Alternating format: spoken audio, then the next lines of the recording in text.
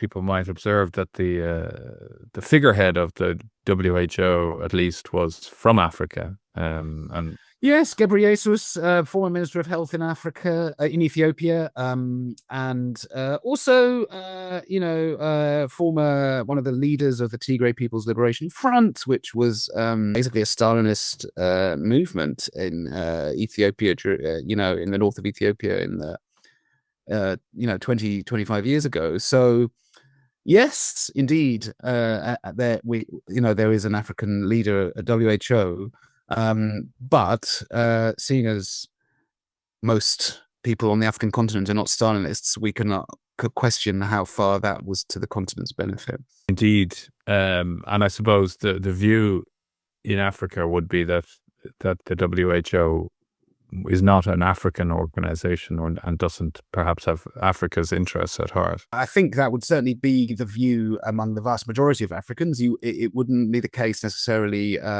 in the institutional areas. And, WHO has its own subsidiaries, WHO Africa, CDC Africa, and, they produce a lot of work around, public health on the continent. And, there's a lot of work which goes into that.